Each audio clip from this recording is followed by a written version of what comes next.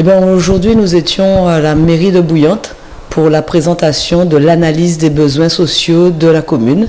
L'analyse des besoins sociaux, c'est une réflexion, c'est un diagnostic sur la situation sociale, économique du territoire, qui ensuite doit être partagé avec les acteurs du territoire, avec la municipalité. Et là, nous avons fait une phase de restitution avec des échanges qui ont permis de nourrir un peu la réflexion qui avait déjà été menée. Eh bien, on a identifié un certain nombre de forces et faiblesses sur le territoire. En termes de démographie, c'est un territoire dont la population est en baisse. C'est une population qui est vieillissante.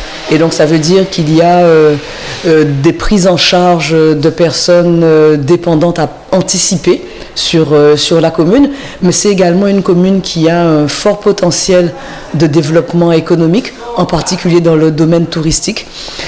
Bouillante, c'est aussi un territoire où on voit qu'il y a une sous-dotation en professionnels de santé.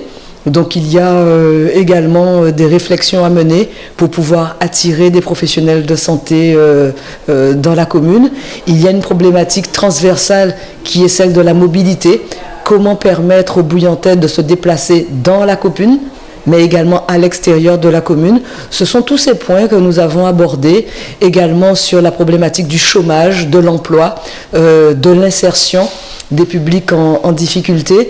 Et donc c'est un diagnostic un peu qui scanne toutes les thématiques du territoire et qui essaie de proposer des pistes de solutions pour chacune de ces thématiques. Pour tout malade, il faut d'abord faire un diagnostic avant de commencer à envisager tout traitement. Et donc là, l'analyse des besoins sociaux, c'est ça. C'est la photographie de la commune, ses forces, ses faiblesses, mais c'est aussi des échanges avec les acteurs du territoire, les acteurs associatifs, les élus, la population. Et ensemble, on a identifié un certain nombre d'axes, on va dire, qui vont être investis avec les partenaires de la commune, que ce soit au niveau région, département, les différents services de l'État, pour pouvoir trouver les moyens pour améliorer la situation des habitants au quotidien, mais également envisager le développement économique de la commune pour les années à venir. Tout à fait. C'était un état des lieux, je dirais, qui est réglementaire et constitutionnel, même si on connaît un peu le territoire, pour après mobiliser les spécificités du territoire, il convient parfois de faire des études, et l'analyse des besoins sociaux, c'est un dispositif, un outil qui est nécessaire parce qu'il modélise le territoire en matière de besoins sociaux, et il fallait qu'on le fasse aujourd'hui. Et surtout qu'on le partage, parce qu'il y a eu l'analyse, le partager avec les forces du territoire pour après animer le territoire et répondre aux besoins du territoire. Tout à fait, puisqu'on ne peut pas parler de mettre en place des actions pour la population et de ne pas faire en sorte que ce soit un projet partagé, un projet concerté.